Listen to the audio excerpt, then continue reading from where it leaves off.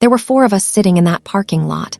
4 women, 4 different lives, 4 different cities, and one man who had fooled us all. I was 7 months pregnant when a stranger messaged me on Facebook and said, "Are you married to Marcus Whitfield?" Because so am I. Within 48 hours, 2 more women contacted me. 3 secret families, 3 children I never knew existed, and a husband who had been living 4 different lives for 6 years. He thought he was untouchable. He thought we would never find each other. He thought he could keep running forever. He was wrong, because the 4 of us made a decision. We walked into his office together, with his 3 children he had hidden from me, with evidence of every lie he had ever told. And we destroyed his entire world in front of everyone who respected him. But before I tell you what happened in that building, let me take you back to where it all began. Before I explain how a Facebook message from a stranger unraveled everything I thought I knew, I need to take you back to where this nightmare began. Because the truth is, I should have seen the signs. I just didn't want to. I met Marcus Whitfield at a friend's birthday party in Charlotte, North Carolina. I was 28 years old and had just ended a 3-year relationship with a man who couldn't commit. My heart was bruised but healing, and I wasn't looking for anything serious. I just wanted to dance, drink a little wine, and forget about my problems for one night. Marcus was standing by the bar when I first noticed him. Tall, clean-shaven, a smile that made you feel like you were the only person in the room. He was wearing a navy blazer and holding a glass of whiskey, and when our eyes met across the crowd, he raised his glass toward me like we already knew each other. "You look like you need a dance partner," he said when he walked over. I laughed. "That's your opening line." "Work, didn't it? You're smiling." And just like that, I was hooked. We danced for hours that night. He made me laugh. He asked questions about my life, real questions, not just small talk. He wanted to know about my job as an occupational therapist, about my family, about my dreams. By the time the party ended, I felt like I had known him for years. "Can I take you to dinner this week?" he asked as we stood outside waiting for our rides. "I don't even know your last name," I said. He smiled. "Whitfield, Marcus Whitfield. I'm a regional sales director for a pharmaceutical company. I travel a lot, but I'm based here in Charlotte, divorced once, no kids, and I haven't met anyone who made me want to try again, until tonight." I should have asked more questions about that divorce. I should have asked why a man this charming, this successful, this magnetic was still single at 34. But I didn't, because I wanted the fairy tale. Marcus knew exactly how to sell it. We dated for a year before he proposed. It was the best year of my life. Marcus was everything I had ever wanted: romantic, attentive, generous.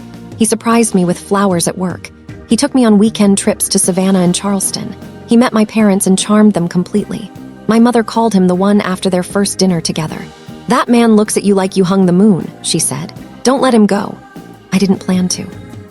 When he proposed on a beach in Hilton Head at sunset, with a 2-carat diamond ring that sparkled like the ocean, I said yes before he even finished the question. We got married 6 months later in a small ceremony at my parents' church. 60 guests, white roses, a string quartet playing canon in D. It was perfect. Simple, beautiful, and completely built on lies. Looking back, the red flags were there from the beginning. I just chose not to see them. Marcus traveled constantly for work, 3, sometimes 4 days a week. He said it was part of the job, that pharmaceutical sales required face-to-face meetings in hospitals and clinics across the Southeast. And I believed him. Why wouldn't I? He always came home with stories about doctors he'd met and deals he'd closed. He always brought me little gifts from whatever city he'd visited. But he never invited me on those trips. "It's all work, baby," he'd say when I offered to come along. "You'd be bored out of your mind sitting in hotel rooms while I'm in meetings." I accepted it. I trusted him. Even when his phone would buzz late at night and he'd take it into the bathroom to answer. Even when he'd disappear for hours on weekends to run errands and come back with nothing. Even when he started sleeping with his phone under his pillow. "You're being paranoid," he'd say whenever I asked questions. "I'm not hiding anything. I just like my privacy." And I believed him. Because I was in love with a version of Marcus that didn't exist. 2 years into our marriage, I found out I was pregnant. I took the test on a Saturday morning while Marcus was away on another business trip. When the 2 pink lines appeared, I sat on the bathroom floor and cried happy tears, hopeful tears, the kind of tears that come when you realize your whole life is about to change. I called him immediately. "Baby," I said, barely able to breathe. "I'm pregnant. We're having a baby." There was silence on the other end. Long, heavy silence. Then he laughed, a strange, hollow sound, and said, That's "That's amazing, sweetheart. I'll be home tomorrow. We'll celebrate then." But something in his voice didn't sound like celebration. It sounded like panic. Marcus came home the next evening with a bouquet of pink and blue roses. He walked through the door, swept me into his arms, and held me tighter than he had in months. He kissed my forehead, then my lips, then dropped to his knees and pressed his ear against my still flat stomach. "I can't believe it," he whispered. "We're going to be parents." And just like that, my doubts melted away. I told myself I had imagined the hesitation in his voice on the phone. I told myself the panic I heard was just surprise, the natural shock of unexpected news. Marcus loved me. Marcus wanted this. Everything was going to be fine. For the next few months, he was the perfect expectant father. He came to every doctor's appointment. He painted the nursery a soft mint green. He downloaded baby name apps on his phone and spent hours debating whether we should choose something traditional or unique. He rubbed my feet when they swelled and made midnight runs to the grocery store when I craved pickles and ice cream. "I'm going to be the best father," he promised one night as we lay in bed together. "This baby is going to have everything I didn't have growing up. Stability, love, a family that stays together." I believed every word. But I noticed something else during those months, something I tried to ignore but couldn't quite shake. The business trips increased. Before my pregnancy, Marcus traveled 3 or 4 days a week. Now it was 5, sometimes 6. He'd leave on Sunday nights and not return until Friday afternoons. When I asked about it, he blamed a new product launch and expanded territory demanding clients. "It's just temporary, baby," he'd say, kissing my forehead. "Once this quarter ends, things will slow down, I promise." But things never slowed down, and the excuses kept piling up. I was 6 months pregnant when the first crack appeared. It was a Tuesday afternoon. I had just finished a session with a patient at the rehabilitation center where I worked, and I was sitting in my car eating a granola bar when my phone buzzed with a Facebook notification. Message request from Danielle Porter. I didn't recognize the name. The profile picture was a woman I'd never seen before, brown skin, long braids, a serious expression.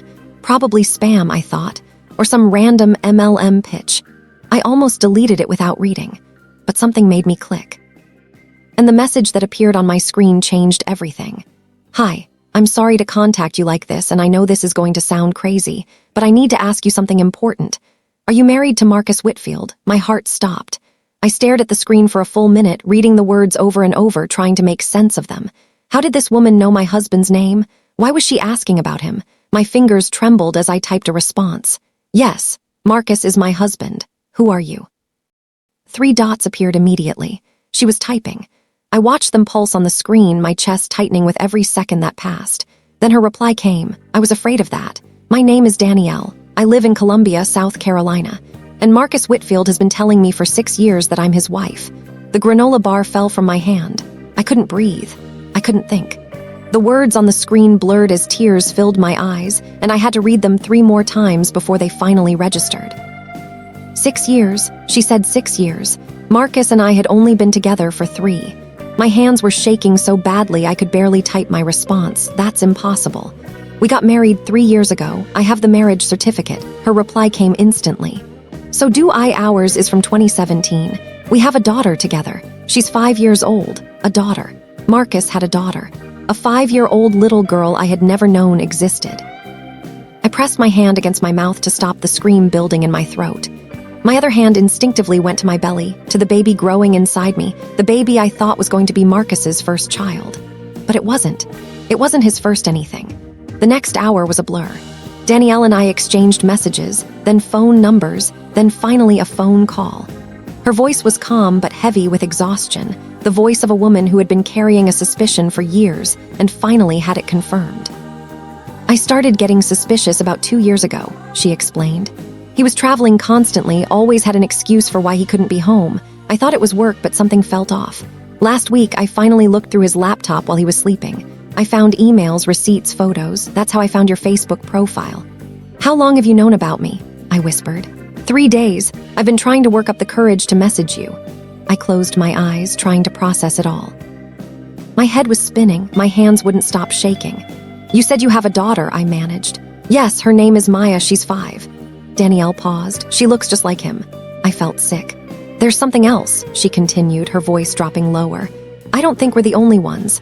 "What do you mean?" In his emails, I found messages to at least 2 other women, one in Atlanta, one in Richmond. Both of them have children by him. I haven't reached out to them yet. I was hoping you'd help me. 2 more women, 2 more children. My husband had 4 families scattered across the Southeast, and I was carrying his 4th child. The man I loved, the man I had built my entire future around, was a complete stranger. I don't remember driving home that day. I must have, because somehow I ended up in my driveway, sitting in my car with the engine still running, staring at the house Marcus and I had bought together. The house where we were supposed to raise our baby. The house where I had hung nursery curtains and folded tiny onesies and dreamed about our future. Now it felt like a crime scene. Everything inside was contaminated by his lies. I sat there for almost an hour, my phone clutched in my hand, Danielle's words echoing in my skull like a scream that wouldn't stop. 4 families, 4 children, 6 years of lies. How was this possible? How could one man maintain 4 separate lives without anyone noticing?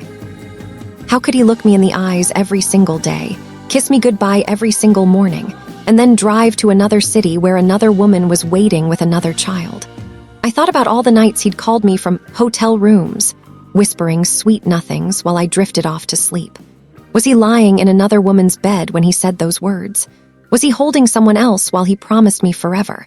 The thought made me want to vomit. I finally turned off the engine and walked inside on legs that felt like jelly. The house was quiet, clean, normal. His coffee mug was still in the sink from breakfast. His running shoes were by the door. A sticky note on the refrigerator said, "Back Friday. Love you, love you." The words felt like poison now. That night I didn't sleep. I lay in our bed, his bed, the bed where he'd whispered lies into my ear, and I stared at the ceiling, my mind racing through every moment of our relationship. Every trip he'd taken, every call he'd missed. Every time I'd felt something was off and convinced myself I was being paranoid. I wasn't paranoid, I was right. And I had ignored my own instincts to protect a fantasy. Around midnight, my phone buzzed. It was Danielle. I found them, the other 2 women. Their names are Keisha and Monique. Keisha lives in Atlanta. Monique lives in Richmond. I sent them both messages tonight. We should know more by tomorrow. I typed back with trembling fingers. "How are you so calm about this?" Her response came a minute later. "I'm not calm, I'm numb. I've been crying for 3 days straight, but I need to know the full truth. I need to see his face when he realizes we all know.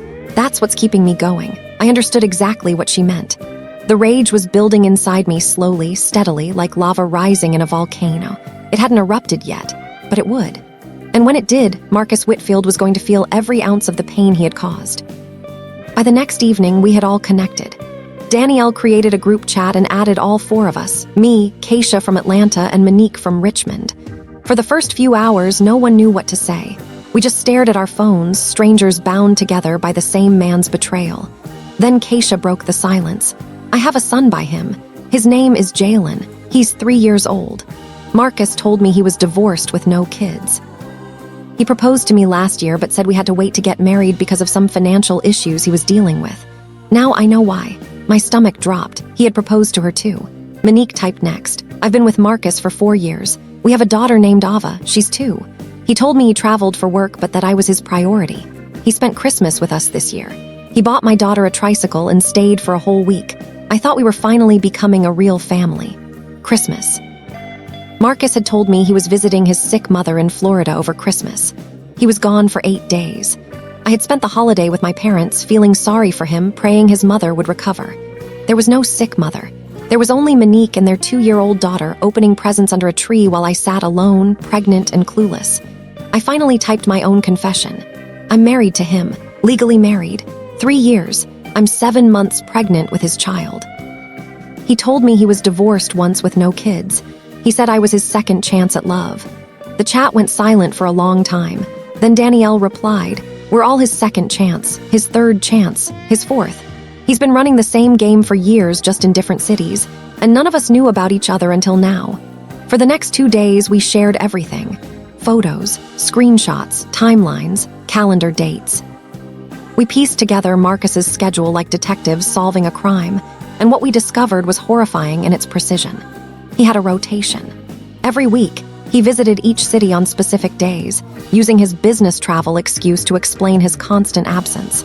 Mondays and Tuesdays in Richmond with Monique. Wednesdays and Thursdays in Columbia with Danielle. Fridays through Sundays in Charlotte with me, and somewhere in between, he'd squeeze in visits to Keisha in Atlanta. He kept separate phones for each of us, burner phones that he swapped out depending on which city he was in. He maintained separate bank accounts, separate credit cards, separate email addresses. He even had different personalities for each relationship. With Danielle, he was the devoted family man. With Keisha, he was the romantic adventurer.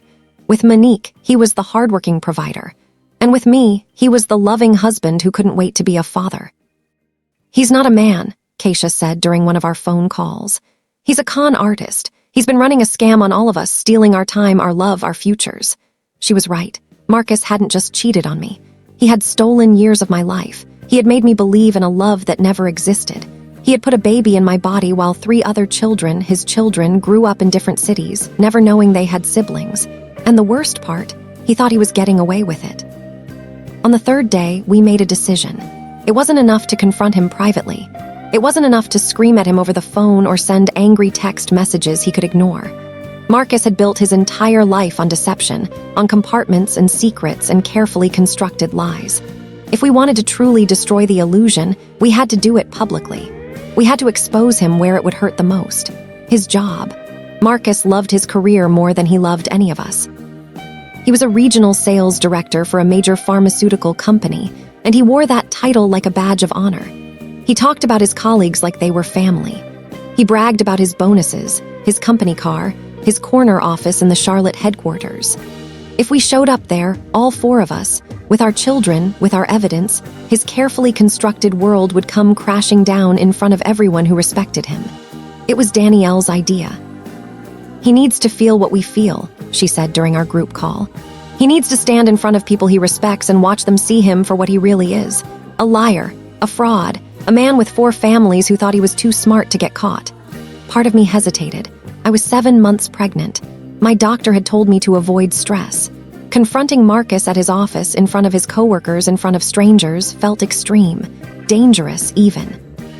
But then I thought about the nursery I had painted, the baby shower my mother was planning, the life I had imagined for my daughter growing up with a father who loved her. That life was already gone. Marcus had stolen it from me the moment he decided that one family wasn't enough, that one wife wasn't enough, that one child wasn't enough. He had turned me into one of 4 options, a rotation, a schedule, a name on a calendar, and I was done being silent about it. "I'm in," I typed into the group chat. Keisha responded next. "Same, I'm bringing Jalen. He deserves to meet his father in front of witnesses." Monique agreed. "Ava's coming too. Let him look at all his children at once. Let him explain that to his boss." Danielle sealed it. Friday, 2 p.m., Charlotte headquarters. We all meet in the parking lot first, then we go in together. United front. No backing out, no backing out. I saved the address and started counting down the hours. The next 2 days were the longest of my life. Marcus came home Thursday night like nothing was wrong. He walked through the door with his usual smile, kissed me on the forehead, and asked about my day. He rubbed my belly and talked to the baby, calling her daddy's little princess in that warm, melting voice that used to make me feel so safe. Now it made my skin crawl. I watched him eat dinner across from me, laughing at something on his phone, completely unaware that his world was about to end. I studied his face, the face I had fallen in love with, the face I had trusted with my future, and I felt nothing but cold, hollow rage. "You okay, baby?" he asked, noticing my silence. "You seem distant." "Just tired," I lied. "The baby's been kicking a lot." He smiled. "She's going to be a fighter just like her mama." I wanted to scream. I wanted to flip the table and demand answers right there. I wanted to show him the screenshots, the photos, the evidence of his triple life. I wanted to watch his face crumble as he realized his perfect con had finally collapsed. But I held it in, because I knew something he didn't know. In less than 24 hours, he was going to face all 4 of us at once. And I wanted to see the look in his eyes when he realized there was no lie big enough to save him. Friday morning, I told Marcus I had a doctor's appointment. He kissed me goodbye at 8 a.m., promised to be home by dinner, and drove off to work like it was any other day. I watched his car disappear down the street, then I went inside and started getting ready. I put on a simple black dress, the kind you wear to a funeral. I pulled my hair back into a neat bun. I put on just enough makeup to look composed, not emotional. And I slipped my wedding ring off my finger and left it on the bathroom counter. I wouldn't be needing it anymore. The drive to Charlotte headquarters took 45 minutes. The whole way, my heart was pounding. My hands were sweating on the steering wheel. The baby kicked constantly, as if she knew something big was about to happen. When I pulled into the parking lot at 1:45 p.m., I saw them. 3 cars parked in a row near the back of the lot. 3 women standing beside them, waiting for me. Danielle was the first to approach. She was taller than I expected, elegant, composed, wearing a cream-colored blouse and dark slacks. Her daughter Maya stood beside her, holding her mother's hand, looking around with curious eyes. "You made it," Danielle said, pulling me into a hug. "I almost didn't," I admitted. "I threw up twice this morning." She nodded. "I couldn't sleep all night, but we're here now, together." Keisha walked over next, carrying Jalen on her hip. He was a beautiful little boy with Marcus's exact nose and chin. Seeing him made my chest ache. This was my baby's brother, and Marcus had never planned for them to meet. Monique was the last to join us. She was the youngest, maybe 25, and she looked like she'd been crying for days.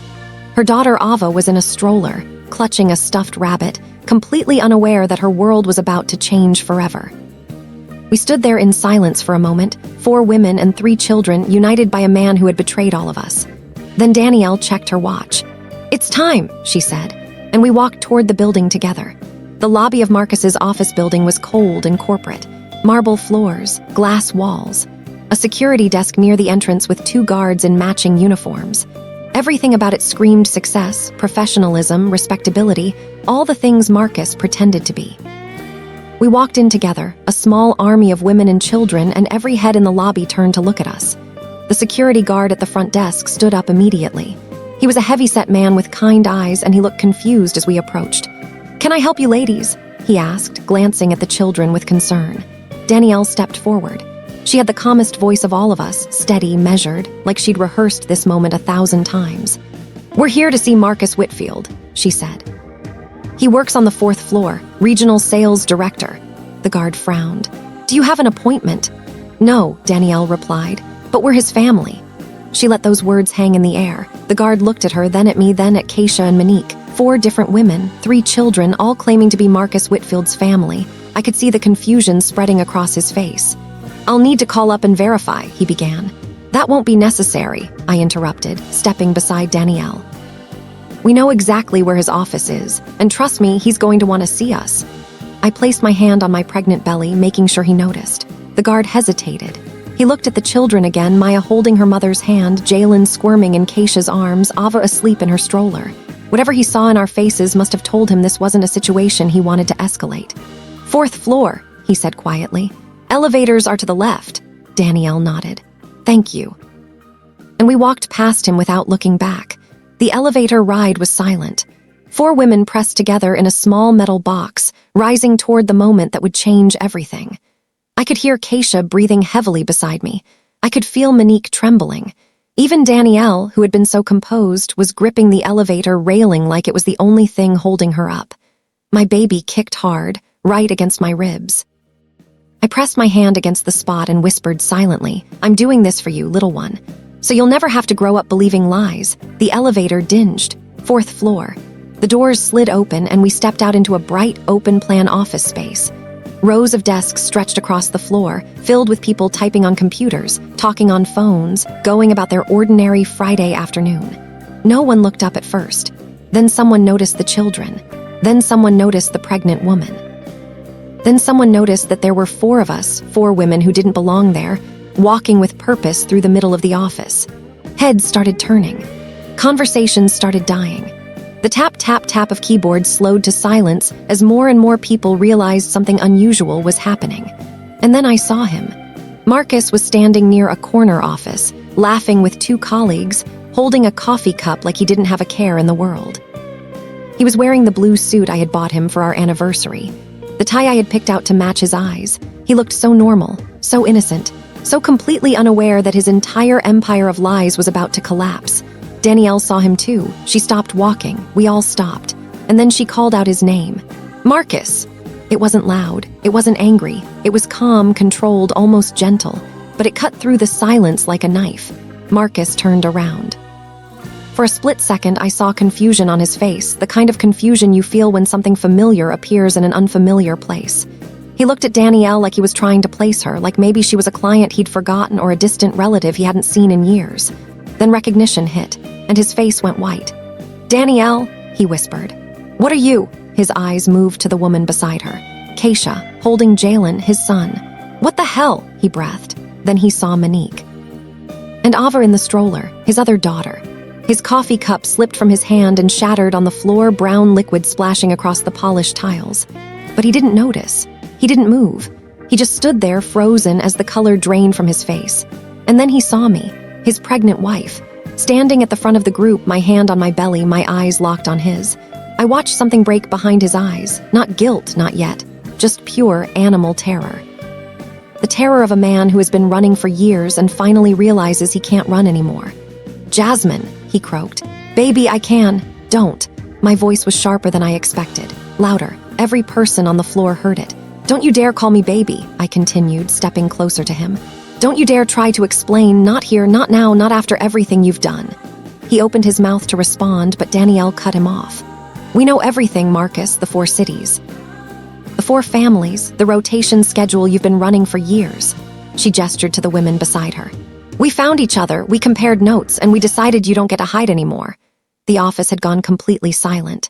50 people, maybe more, were watching this unfold, their faces frozen in shock. Some had their phones out, others were whispering to each other. But no one moved, no one intervened.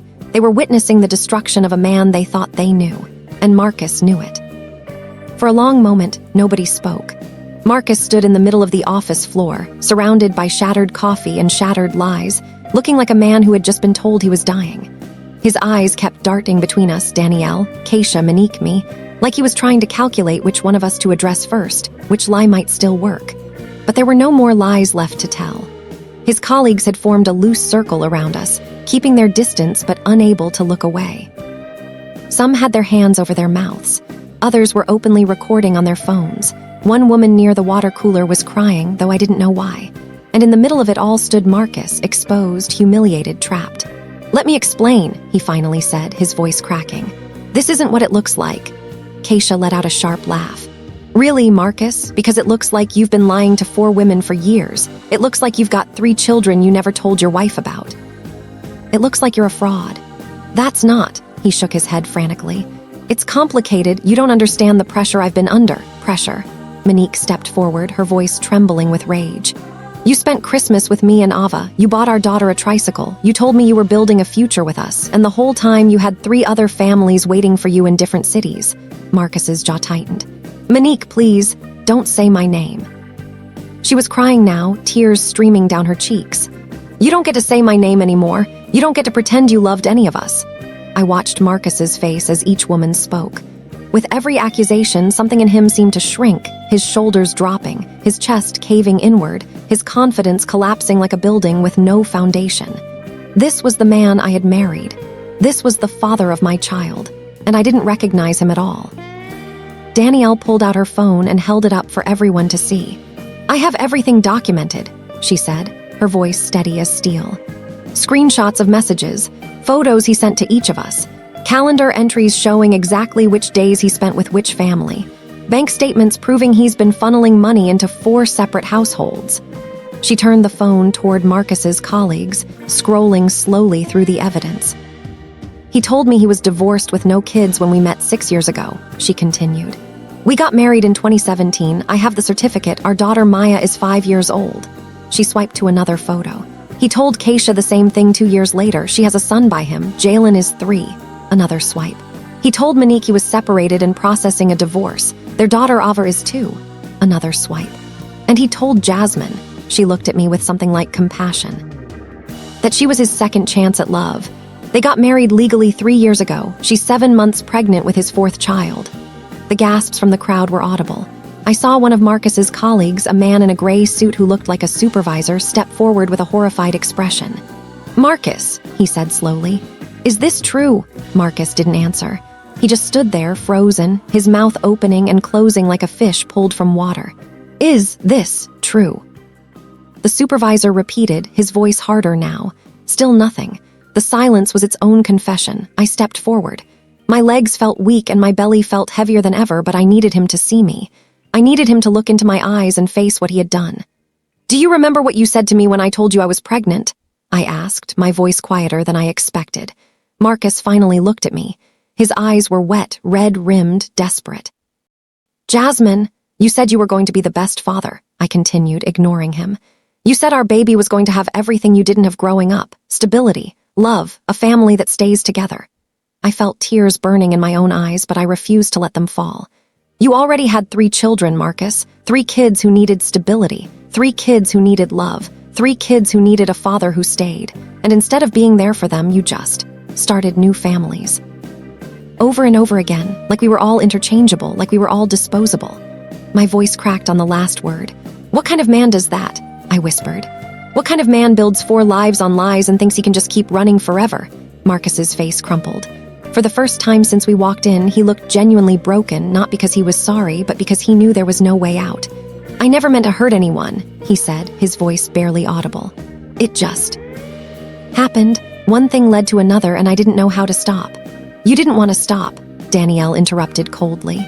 You loved the game. You loved having 4 women who adored you, 4 families who needed you, 4 lives where you got to be the hero. It made you feel powerful, important, special. She stepped closer to him, her voice dropping to a whisper that somehow carried across the silent room. But you're not special, Marcus. You're a coward. You're a liar. And starting today, everyone is going to know exactly who you are. The supervisor stepped forward again, his face tight with barely contained anger. Marcus, I think you need to come with me, he said. Now, we need to have a conversation in my office. Marcus looked around the room at his colleagues, at the phones still recording, at the 4 women and 3 children whose lives he had destroyed.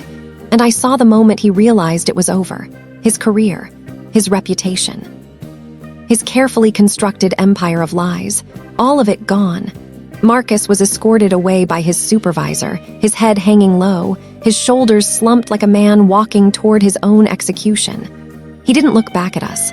He didn't say goodbye. He just disappeared into a corner office while 50 of his colleagues watched in stunned silence. For a moment, none of us moved. The adrenaline that had been carrying me through this confrontation suddenly drained from my body, and I felt my knees start to buckle. Danielle must have noticed, because she was at my side in an instant, her hand gripping my elbow. You okay? She asked softly. I nodded, though I wasn't sure if it was true. I just need to sit down. Keisha spotted a small waiting area near the elevators and guided us all toward it. We collapsed onto the leather chairs like soldiers returning from battle, exhausted, shaking, but still standing. Maya climbed into Danielle's lap. Jalen buried his face in Keisha's shoulder. Ava slept peacefully in her stroller, completely unaware that her father's world had just imploded. And I sat there with my hands on my belly, feeling my daughter kick against my palms, wondering what kind of world I was bringing her into. We stayed in that waiting area for almost an hour. None of us wanted to leave. There was something unspoken holding us together, a bond forged in betrayal, in shared pain, in the strange sisterhood of women who had loved the same unworthy man. Keisha was the first to break the silence. What happens now? She asked, her voice hoarse from crying. I mean, legally, he's married to 2 of you at the same time. Isn't that a crime? Danielle nodded slowly. Bigamy, it's a felony in most states. He could face prison time if we press charges. Good, Monique said bitterly. He deserves it. I didn't say anything. I was still processing, still trying to reconcile the man I had married with the monster who had been revealed today. Part of me wanted him to suffer. Part of me wanted him locked away where he could never hurt anyone again. But another part of me, a quieter, more exhausted part, just wanted it to be over. I don't want to spend years in courtrooms, I finally said. I don't want to be tied to him through legal battles while I'm trying to raise a baby. I just want him out of my life, completely, permanently. Danielle looked at me with understanding in her eyes. I get that, but we need to protect ourselves and our children. He owes all of us child support. He owes you a divorce settlement. We need to make sure he can't just disappear and start this whole cycle over again with some other woman. She was right. Even now, even after everything, Marcus could slip away if we let him. He could move to another city, change his name, find new victims. Men like him didn't stop. They just got better at hiding. So what do we do? Keisha asked. Danielle pulled out her phone. I've already contacted a lawyer. She specializes in family law and fraud cases. She's agreed to consult with all of us together. If we present a united front, we'll have a much stronger case than any of us would alone. Monique looked uncertain. Can we afford a lawyer like that? She's taking us on contingency, Danielle explained. She thinks we have a strong case for civil damages, emotional distress, fraud, financial deception. Marcus has been hiding money from all of us for years. She thinks we can recover a significant amount. I felt a small spark of hope flicker in my chest. Not for the money, I didn't care about that. But for the first time since this nightmare began, I felt like I had some control. Like I wasn't just a victim waiting for the next blow to land. We were fighting back, together. Before we left the building, something unexpected happened. A woman approached us, someone I hadn't noticed during the confrontation. She was middle-aged, with silver streaks in her hair and a kind face lined with concern. She stopped a few feet away, hesitant, like she wasn't sure if she was welcome. "Excuse me," she said softly. "I'm sorry to interrupt. My name is Patricia. I've worked with Marcus for 8 years." We all tensed. "I just wanted to say," she paused, her voice catching. "I'm so sorry for all of you. I had no idea. None of us did. He was always so charming, so professional. He talked about his wife all the time, about how much he loved her, how excited he was about the baby." She looked at me when she said that. "I believed him," she continued. "We all believed him. And I feel sick knowing that we worked alongside him every day while he was doing this to you." Danielle's expression softened slightly. "It's not your fault. Men like Marcus are experts at deception. They fool everyone, even the people closest to them." Patricia nodded, wiping a tear from her cheek. "If there's anything I can do, testify, provide records, anything, please let me know. What he did is unforgivable, and he should be held accountable." She handed Danielle a business card with her contact information, then walked away without another word. I watched her go, feeling something shift inside me. All this time I had felt so alone in my pain, so isolated in my humiliation. But now I realized that Marcus's lies had affected more than just the four of us. They had touched everyone around him, colleagues, friends, maybe even his own family. He had poisoned everything he touched, and now, finally, the truth was spreading. We walked out of that building together, 4 women, 3 children, and 1 baby still growing inside me. The afternoon sun was warm on my face. The air smelled like spring, like new beginnings, like the promise of something better waiting on the other side of this nightmare. Danielle stopped in the parking lot and turned to face us. "No matter what happens next," she said, "we did the right thing today. We told the truth. We stood up for ourselves, and we made sure he can never do this to anyone else." Keisha nodded. "Sisters in survival." Monique managed a small smile. "I like that." I placed my hand on my belly and felt my daughter kick, strong, steady, alive. "Sisters in survival," I repeated, and for the first time in days, I believed that everything was going to be okay. The weeks that followed were some of the hardest of my life, but they were also the weeks that saved me. After the confrontation, Marcus tried everything to regain control. He called me dozens of times a day, leaving voicemails that cycled between desperate apologies and angry accusations. He sent flowers to my job. He showed up at my parents' house unannounced, begging them to convince me to take him back. "She's carrying my child," I heard him tell my father through the front door. "You can't keep me from my family." My father, a quiet, gentle man who had never raised his voice in my presence, opened that door and said 6 words I will never forget. "You don't have a family here." Then he closed the door in Marcus's face. That was the last time Marcus showed up uninvited. I moved back in with my parents temporarily. I couldn't stay in the house Marcus, and I had shared, not with his ghost in every corner, not with the nursery we had decorated together mocking me from down the hall. My mother converted their guest room into a temporary bedroom for me, complete with extra pillows for my aching back and a small bassinet for when the baby arrived. "You stay as long as you need," she told me, smoothing my hair like she used to when I was a child. "This is your home. It always will be." I cried in her arms that night, not from sadness, though there was plenty of that, but from relief, from gratitude. From the overwhelming realization that even though my marriage had been a lie, my family's love was real. That love was the foundation I would rebuild my life upon. Danielle's lawyer, Vanessa Mitchell, turned out to be exactly what we needed. She was sharp, experienced, and absolutely ruthless when it came to protecting her clients. Within 2 weeks of our first meeting, she had filed a civil suit against Marcus on behalf of all 4 of us, citing fraud, emotional distress, and financial deception. She also helped me file for divorce. Signing those papers was surreal. I remember sitting in her office, pen in hand, staring at the document that would officially end my marriage. 3 years of my life reduced to legal terminology and checkboxes. "Take your time," Vanessa said gently, but I didn't need time. I signed my name without hesitation. Jasmine Williams was disappearing. Jasmine Carter, my maiden name, was coming back to life. The criminal case moved slower, but it moved. The district attorney's office opened an investigation into Marcus for bigamy and fraud. Danielle's marriage certificate from 2017 was still legally valid, which meant my marriage to Marcus in 2020 was technically void. I had never been his wife, not legally. I had been his victim. That realization hurt more than I expected. I had walked down an aisle. I had said vows. I had worn a white dress and believed every word that came out of his mouth, and none of it was real. But Vanessa reminded me of something important. The marriage may have been fake, she said, but your strength is real, your resilience is real, and the life you're building for your daughter, that's real too. She was right. Marcus had stolen years of my life, but he couldn't steal my future. As my due date approached, something beautiful happened. The four of us, Danielle, Keisha, Monique, and me, grew closer than I ever could have imagined. We started a group text that was active every day, sharing updates about the legal case, venting about Marcus's latest desperate attempts to contact us, and supporting each other through the darkest moments. But we also shared joy. Keisha sent videos of Jalen learning to ride a tricycle. Monique posted photos of Ava's first day of preschool. Danielle shared recipes from her grandmother that she was teaching Maya to cook. I sent ultrasound photos of my daughter, growing bigger and stronger every week. We were strangers who had become sisters, bound not by blood but by survival.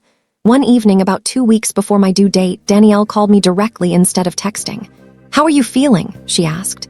"Huge," I admitted. "Tired, scared." "Scared of what?" I hesitated before answering. "Scared of doing this alone, scared of being a single mother, scared of looking at my daughter and seeing him in her face." Danielle was quiet for a moment. Then she said something I'll carry with me forever. "You're not alone, Jasmine, you have us. And as for seeing him in her face, you won't. Because every time you look at that little girl, you're going to see yourself, your strength, your courage, your love. He contributed DNA, but you're giving her everything that matters." Tears rolled down my cheeks, but for the first time in months, they weren't tears of grief. They were tears of hope. My daughter was born on a rainy Tuesday morning in April. I went into labor at 3 a.m., and my mother drove me to the hospital while my father followed behind with my overnight bag. The contractions were intense, overwhelming, nothing like I had imagined. But every time I wanted to give up, I thought about the woman I was becoming, the mother I was going to be. And I pushed through. At 11:47 a.m., after 8 hours of labor, my daughter entered the world. She weighed 7 pounds, 2 ounces. She had a full head of dark curly hair and the tiniest fingers I had ever seen. When the nurse placed her on my chest, she opened her eyes and looked up at me like she already knew exactly who I was. Her mother, her protector, her whole world. "What's her name?" the nurse asked. I had thought about this for months.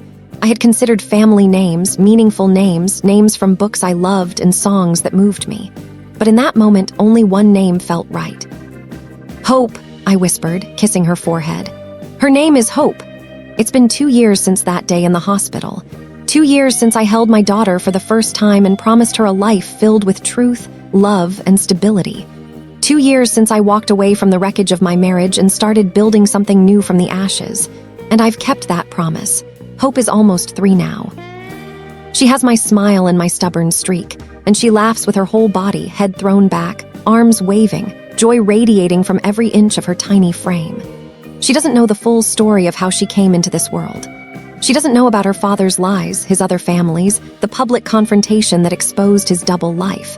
But one day, when she's old enough, I'll tell her. Not to make her hate him, not to burden her with my pain, but to show her what strength looks like. To teach her that sometimes the people we trust the most will let us down, and that surviving betrayal doesn't make you weak. It makes you powerful beyond measure. As for Marcus, justice caught up with him.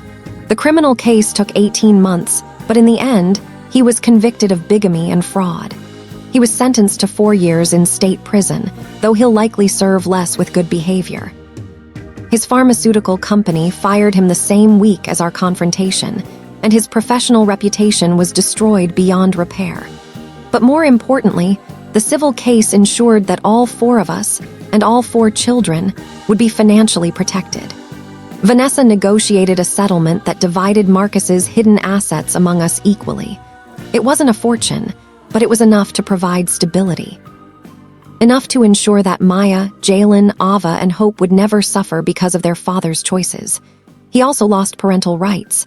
After everything that came out during the investigation, the deception, the manipulation, the complete disregard for his children's well-being, the court determined that Marcus was unfit to be a father. None of us wanted him in our children's lives, and for once the legal system agreed with us. He writes letters sometimes, from prison, addressed to each of the children, filled with hollow apologies and empty promises about being a better man when he gets out. I throw them away without reading them. Hope doesn't need his words. She has my love, and that's more than enough. The four of us are still close. Danielle moved to Charlotte last year, just 20 minutes from my parents' house. Her daughter Maya and my Hope have become inseparable, playing together every weekend, growing up side by side like the cousins they were always meant to be. Keisha stayed in Atlanta, but we video chat at least once a week. Jalen is in kindergarten now, thriving, completely unaware of the chaos that surrounded his early years. Keisha started her own business, a catering company, and she's busier than she's ever been. Monique moved to Charlotte too. She lives in an apartment complex near mine, and our daughters attend the same daycare. Ava calls Hope her best friend's sister, and watching them together heals something in my heart I didn't know was still broken. We call ourselves the Sisterhood of Survival. It started as a joke in our group chat, but it became something real, something sacred. We've been through the worst kind of betrayal together, and we've emerged stronger, wiser, and more connected than any of us ever expected. Marcus tried to isolate us. He tried to keep us in separate boxes, unaware of each other's existence. But in the end, his lies brought us together, and together we are unstoppable. Sometimes, late at night after Hope is asleep and the house is quiet, I think about the woman I used to be. The woman who trusted blindly, who ignored her instincts, who wanted the fairy tale so badly that she refused to see the truth standing right in front of her. I don't blame that woman. She was doing her best with what she knew. She loved deeply, even when that love was wasted on someone who didn't deserve it. But I'm not her anymore. I am a woman who trusts herself first, who listens to her gut when something feels wrong, who knows that a man's charm is not the same as his character.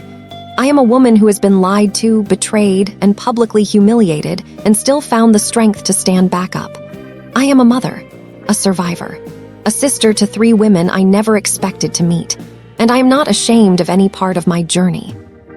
So if you're listening to this story right now, and any part of it feels familiar, if you've ever loved someone who didn't deserve you, or ignored red flags because you wanted to believe the best, or discovered that the person you trusted was living a secret life, I want you to know something. You are not alone. You are not stupid.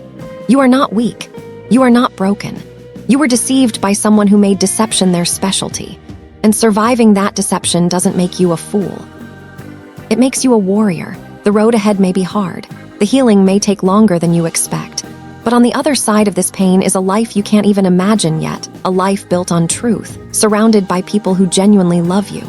You deserve that life, and you will find it. Thank you for listening to my story. If it touched your heart, I hope you'll share it with someone who needs to hear it. And if you've been through something similar, I'd love to hear from you in the comments. Tell me, would you have confronted him publicly like we did? Or would you have handled it differently?